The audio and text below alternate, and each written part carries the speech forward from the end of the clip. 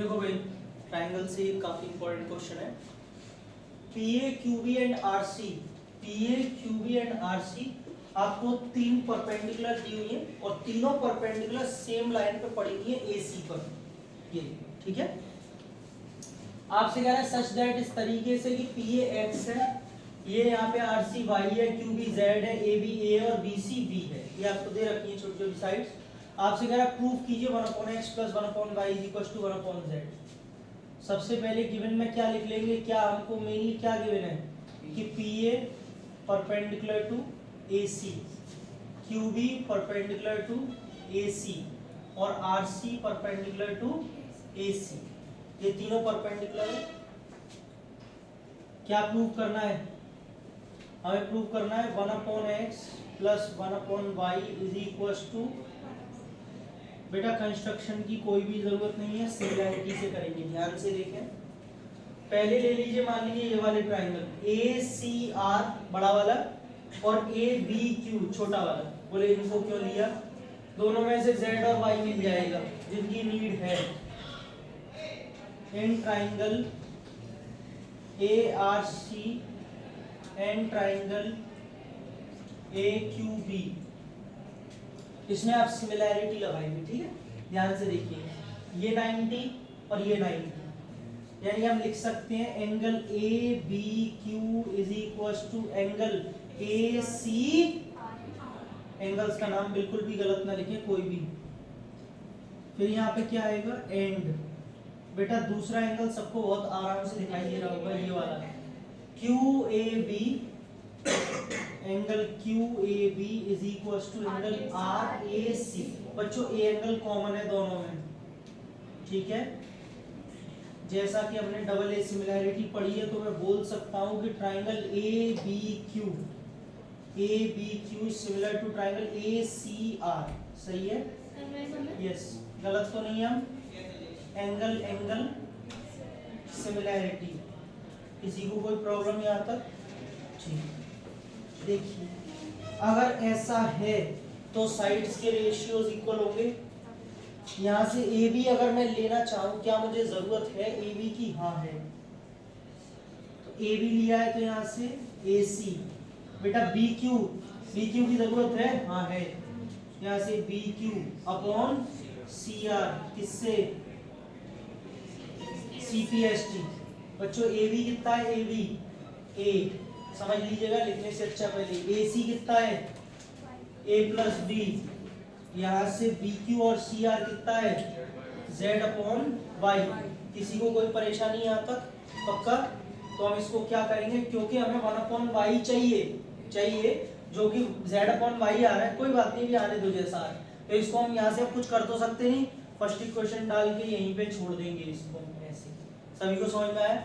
एक बार फिर से दूसरे ट्राइंगल इसमें लगाएंगे, लेकिन पहले आप नोट कर लीजिए, जगह नहीं है मेरे पास, पहले आप नोट करिए फिर लिखाता हूँ।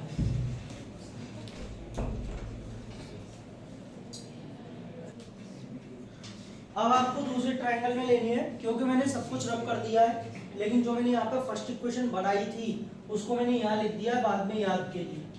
दूसरी बार आप क्या करेंगे, ट्राइंगल्स को चेंज करेंगे, क्योंकि देखो भैया हमारे पास z और y तो आ गया, लेकिन z और x में भी एक रिलेशन चाहिए। इधर वाले ट्राइंगल लेंगे, in triangle PAC, in triangle PAC and triangle QBC, PAC QBC।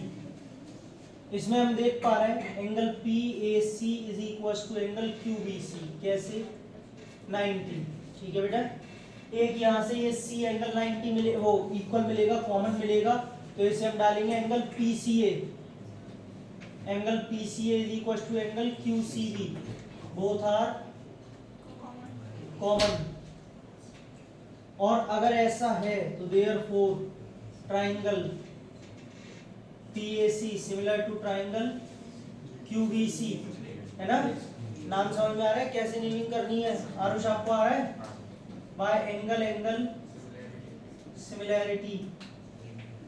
और बेटा अगर ये दोनों ट्राइंगल सिमिलर हैं तो फिर से वही चीज, साइड्स के रेशियोज इक्वल होंगे। PA अपॉन इधर से AC, क्या जरूरत है? हाँ है, AC upon BC by CP S T C T किसकी बज रही है अभी तक, 9th में बजी थी वो।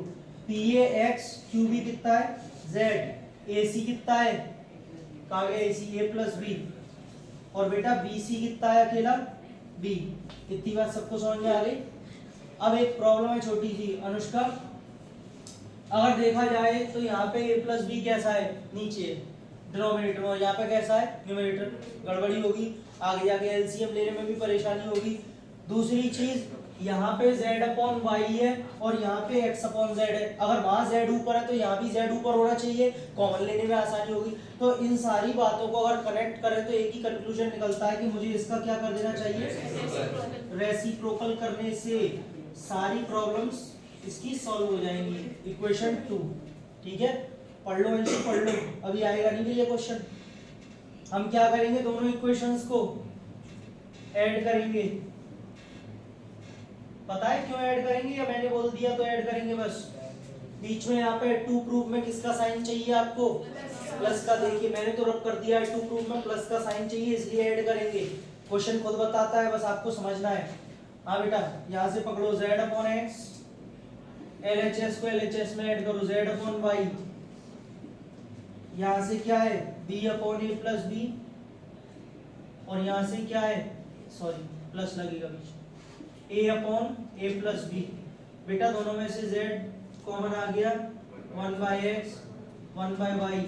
इधर से अगर एलसीएम लेंगे तो a प्लस बी और ऊपर भी क्या बचेगा सर, a प्लस बी से a प्लस बी कट जाएगा, z जब नीचे जाएगा तो finally we will get 1 upon X plus 1 upon Y equal to 1 upon, यही लगा था हेंस प्रूफ।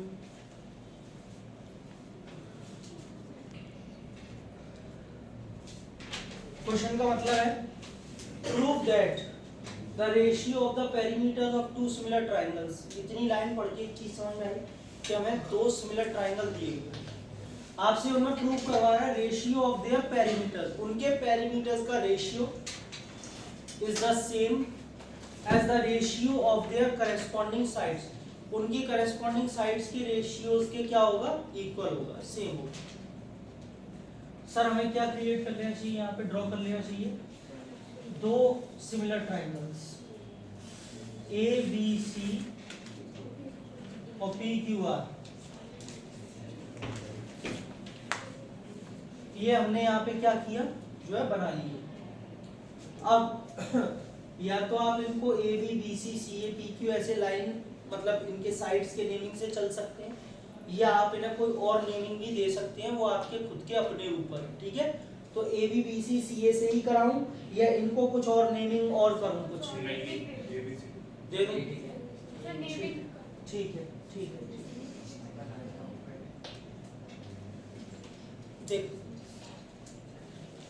ए बी सी, ठीक है, पी क्यू आर, अच्छा लग रहा है, वो कैपिटल थे ये स्मॉल है, अच्छा लगे ना लगे इसकी ट्रिक और सिखा देता हूँ एक बात और, ए के सामने ए को लिख देना, बी के सामने बी को और सी के सामने सी को, ठीक है, पी के सामने पी, क्यू के सामने क्यू और आर के सामने। अब आगे देखेंगे सर गिवन क्या गिवन है हमें, दो, अच्छा दोनों ट्राइंगल जो है ए बी सी और पी क्यू आर सिमिलर है, ये तो बहुत बड़ी चीज इसने गिवन कर दी, बस इतना ही है, लिखने में और दिखने में छोटी है, वैसे बहुत बड़ी बात है, क्योंकि सिमिलर करने का मतलब सारी चीज अपने आप इक्वल होती चली जाएगी। क्या प्रूव करना है, perimeter of triangle A B C upon perimeter of triangle किसके इक्वल है, क्या है, ratio of their corresponding side. बेटा corresponding side A upon P is equal to B upon Q और बच्चों सी अपॉन और कंस्ट्रक्शन की जरूरत नहीं है, प्रूफ देखेंगे सभी। सिमिलैरिटी में ये बढ़िया है, कंस्ट्रक्शन की जरूरत नहीं पड़ती है। सिमिलैरिटी के कॉन्सेप्ट में बोल रहा हूँ, ट्रायंगल में नहीं बोल रहा, ट्रायंगल में तो बीपीटी भी आता है, कन्वर्स भी आता है, वो सब में कंस्ट्रक्शन चाहिए होता है। सिमिलैरिटी इसलिए मुझे बढ़िया लगती है, कंस्ट्रक्शन नहीं चाहिए। खैर मेरे बढ़िया से क्या आपको बढ़िया लगनी चाहिए। देखो पेरीमीटर की बात हो रही है सर, है ना, क्योंकि अक्षर जानते हैं कि triangle A B C P Q R triangle के कैसा है, सिमिलर। कहाँ से आया? अगर ऐसा होगा तो मैं इनकी करेस्पॉन्डिंग साइड्स के रेशियोज ऑलरेडी पहले से इक्वल होंगे, ठीक है। A upon P is equal to B upon Q is equal to C upon. बेटा तीन रेशियो कभी भी इक्वल होते तो आपको मैंने पहले भी बताया था, उनको किसी कांस्टेंट k के इक्वल मान लेते हैं ताकि हम उनका यूज कर सके। अच्छा ये कैसे आया लेकिन? CP/ST से। तीनों रेशियोज को मैंने k के इक्वल मान लिया, पहले समझा लिखे बाद में, ठीक है। अगर तीनों रेशियोज आपस में इक्वल है, वो भी k के इक्वल है, तो सर चारों ही इक्वल है ये बोल सकते हैं। क्या मैं A अपॉन P को k के इक्वल रख सकता हूँ? बिल्कुल रख सकता हूँ, इक्वल ही तो है। यहाँ देखना A अपॉन P को अगर मैं k के इक्वल रखूंगा तो P के हो जाएगा, यहाँ से मल्टीप्लाई हो जाएगा, A की वैल्यू क्या आ जाएगी? ऐसे ही मुझे आप बताओ जब मैं इस वाले रेशियो को k के इक्वल हो, B क्या आ जाएगा? Q के, हाँ सॉरी R कैसे Q के, C क्या आ जाएगा? R के। सबको समझ में आ गया तीनों? अब हम क्या करेंगे, जैसा कि अनुष्का ने पीछे से इशारा किया कि पेरीमीटर का रेशियो कर दो। पेरीमीटर मैं बिल्कुल समझ गया, perimeter of triangle ABC upon triangle PQR। हमें पता कैसे चला ये करना है? अरे भैया यही तो प्रूफ में लाना है ना। चलो देखो, पेरीमीटर अक्षिता जानती थी बस, ये पेरीमीटर का मतलब तीनों साइड्स का सम होता है।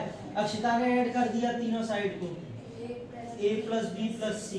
यहाँ से PQR वाला बैंक जानते थे, उन्होंने भी ऐड कर दिया P प्लस Q प्लस, दोनों कोई कम थोड़ी पड़ा, टक्कर क्या है दोनों, ठीक है। इधर अब यहाँ से A B C PQR, अंशी पूरी तरीके से कंफ्यूज करे तो करे क्या। इतनी देर में अनुराग ने बताया कि A की वैल्यू सर ऊपर से रख दो, P के डाल दो इसमें। अब तो क्या ही था, अब तो अक्षर, अब ऐसा बीच में बोल पड़े कि B की वैल्यू Q के, इधर से बोला R के, ठीक है, इसको चेंज कर दो। लेकिन इधर से भूमि का क्वेश्चन के साथ नीचे वालों को भी चेंज करेंगे, मैंने कहा नहीं नीचे वाले तो भैया ने पूछा क्यों चेंज क्यों नहीं किया, तो मैंने उसका आंसर दिया अंश को कि बेटा ऊपर PQR दिख रहा है, नीचे भी दिख रहा है ना, दिख रहा है तो सेम है, कुछ कुछ कट सकता है। तो बस इसी बात पे ज़ैद को हंसी आ गई, ऊपर से के कॉमन ले लो सर, ऊपर से के ले लो PQR, और नीचे क्या बच रहा है? बस फिर क्या कर, यहाँ से कट गया। अरे बस कटते ही यहाँ पे अनुभव को बहुत ही अच्छा लगा, चल हंसना नहीं है, मजा तभी हंसना नहीं है। के आ रहा है सर, है अनुभव, के आ रहा है। अब क्योंकि रेशियोज निकालने थे और रेशियोज तो सर इनके इक्वल लाने थे, अब कैसी दुविधा, लेकिन ये तो के इक्वल, तो हमने देखा कि हमको तो के तीनों रेशियोज के इक्वल दे रखे। आप चाहे तो इसे इक्वेशन नंबर फर्स्ट में मान सकते हैं। तो भैया हमने कुछ नहीं किया, के की जो तीनों रेशियो इक्वल थे उसको इसमें पुट कर दिया और सर रेशियो इनके इक्वल आ, लिख लो, जगह तो है नहीं फिर भी लिख देता हूँ, लिख ही देता हूँ। पेरीमीटर ऑफ ट्रायंगल ABC,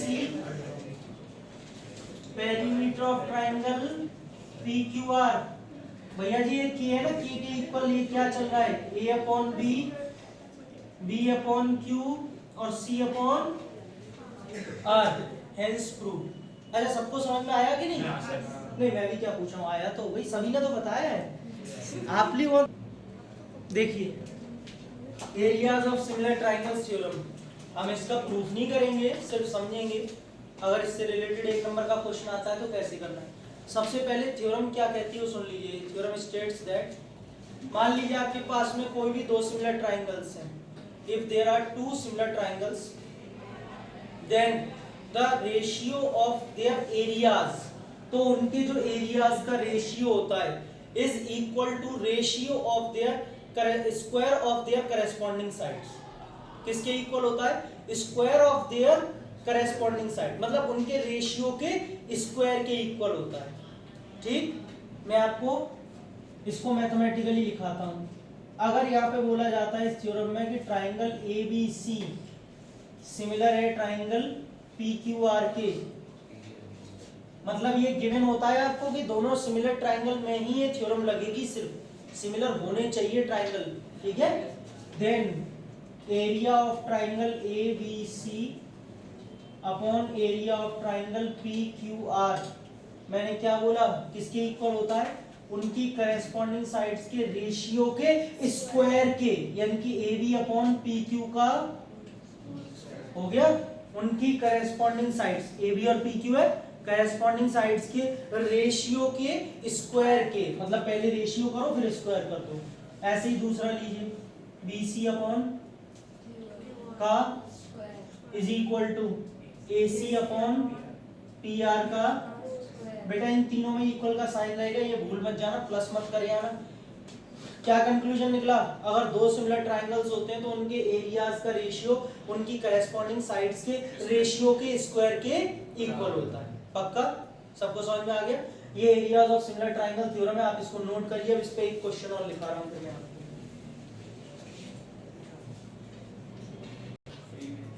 कोई बात नहीं, एक चलता है। हाँ भाई, इसमें आप लिख लेंगे। अब तो आपको जैसे ही एरिया दिखे ट्रायंगल में समझ जाना, areas of similar triangle theorem का क्वेश्चन है। आप इसमें क्या लिखेंगे, ऊपर by areas of similar triangle theorem. अभी अभी लिखाई थी मैंने, area of triangle A B C upon area of triangle. अब एक काम करना, बार बार हम सारी नहीं लिखेंगे, तीनों तीनों सुन लीजिए, जिसकी नीड है और जो निकालनी है वही लिखना। बेटा आपको इधर से कौन सी साइड दे रखी है, इसको समझ लीजिए, स्टेप को उल्टा सीधा करोगे मुझे पता है एग्जाम में, वरना क्यू आर, यहाँ से देखो क्यू आर कौन सी पोजीशन पे, सेकंड और थर्ड, तो ऊपर वाले का भी सेकंड और थर्ड ही लेना। बी सी अपॉन का एरिया कितना है, बीसी कितनी है, और 9 सही है। कभी गलती से भी 9.8 का स्क्वायर करने मत बैठ जाना, हमेशा स्क्वायर को इधर लाना, इन्हें रूट में कर देना, आसान हो जाएगा सॉल्व करना। ये रूट में हो गया, 7 से 1.4, बीसी कितना आ गया 7 सेंटीमीटर पूरा लिखिए।